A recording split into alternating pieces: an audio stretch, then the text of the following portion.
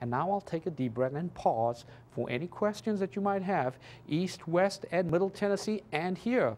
You've been such a wonderful audience. You are so quiet.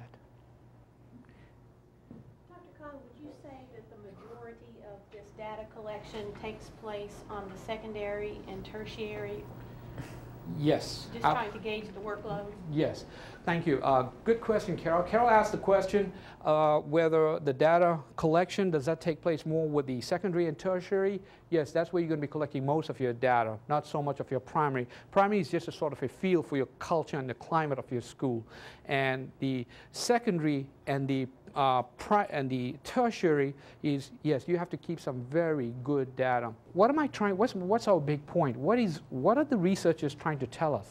What is it they're trying to tell us? What are we doing, where are we going with this? Any ideas? The target, working more efficiently. We're working more efficiently, thank you, yes, yes. We have just 6 hours in a school day, folks, yes. Let me tell you about time. Let me tell you the real story about time. You want to know what the real story about time and how we manage that? Well, the real story about time is that we have 6 hours in a school day, correct? That's plus minus a few minutes here and there, okay? Of the 6 hours of real time in school, we have approximately, we have an allocated time of about 1 hour per subject area, or 35 to 45 minutes, whatever your schedule calls for. Now, when you talk about engaged time is actually the time spent with content. Your engaged time, I've been told, between 2.5 to 3.5 hours per day, where students are meaningfully engaging with content. And the other time is spent on all of the fluff, the peripheral stuff, the logistics, the organization, the announcements. So you got to be the gatekeepers of your time. And that's why PBS is so important, because it's going to take your 3.5 hours, and after implementing PBS in your school, your engaged time would go up to about another hour. And the engaged time is very, very important. It's so precious. So when we have very little office discipline referrals, it's going to give more time to teachers to teach. Okay? It's going to put more emphasis on instruction. And that is the goal of PBS. We do not want to take away time. We want to put back time and give more time and more control to teachers. The other question I have, and they say, well, Dr. Kahn, is this some more work for me? Do I have to do more work? You know, I'm the counselor, I'm the teacher, sometimes I'm the mother, I'm the father. I get all of these responsibilities, and now you want me to be the PBS coach for my students. Well, my answer to that question is very simple, is that you're not going to do anything different. Actually, you're going to get more time, because now, when you get this check-in, check-out sheet as a teacher, when we train you, that you're going to spend about 20 to 30 seconds on it, just filling it out and giving it back to the student, and you're going to notice that the level of office discipline referrals, the intensity and increase in on-task behavior is just going to be automatic, okay? And that's what is beautiful about PBS. Any other questions before we move on? All right, a couple more decision-making needs assessment that we would come out and do. You can take a look at that. On this one here, we're looking specifically at targeting a specific classroom. If we notice that more issues are coming from a classroom, we need to bring all the resources and support to that particular classroom or classrooms. And you can read the next one. When it comes down to more referrals on just 10 or more students, we're looking at the referral rate going up, which means that we need more individualized student support system. Which level are we talking about here, folks? When we're talking about individual level support system on the 3 levels. Name them. What's the first one? Primary. Louder. I can't hear you.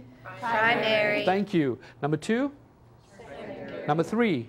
Tertiary. What are we talking about here? Thank you. You have just learned something. Take your finger, point it out front this way. Go ahead, do that now. Seriously, do it. And bring it to your right, left shoulder, and give yourself a little pat on the back. You did a good job. You are listening. Moving right along. So what is it? It's based on behavioral, it's based on biomedical, and it applies to address the problem in the school. And it is very, very targeted, okay?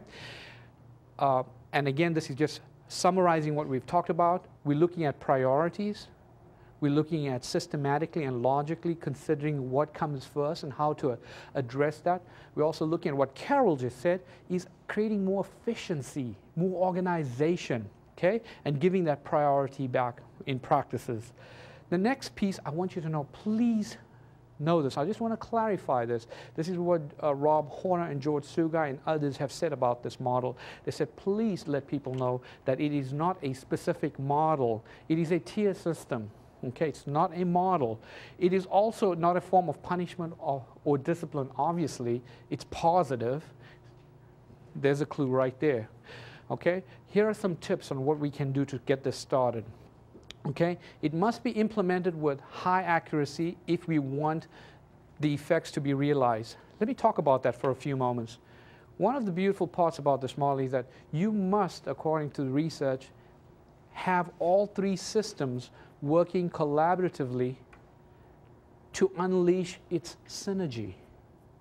If any one piece unravels or falls apart, it diminishes and dilutes itself by about 50%. So the point I'm trying to make is that if we have this triangle and we need to adopt this, the best results we can get from this on effectiveness is when we do a school-wide implementation plan. Okay? The next piece, it must be durable. You should have buy-in from your faculty. Your teachers need to buy into the concept. Okay? You also need to know that it is going to be a long-term approach, and you're building the system and you're learning from it as a school, as a faculty, as you grow in this field. Implementation must be delivered by typical intervention agents. When you talk about a typical intervention agent, what we're talking about here are your teachers. What we're talking about are your teacher assistants. What we're talking about is the faculty in the school, all working collaboratively. We're not hiring someone outside to come in. We are doing it by the system we are creating at all three levels to be in place for this to be very effective. And here's the piece, if you don't get anything else today, remember it has to be a database process. Because as you can tell, you know, when we have math, we got math scores. When we got reading scores. But we fail poorly on collecting scores on data to make good decisions. Okay, and what can help us there? I can train you to use Swiss, or we can get you to use an Excel spreadsheet so that you can start to think about pre-test, intervention, and post-test data so that you could look in those different areas so that you could make the decisions as a school.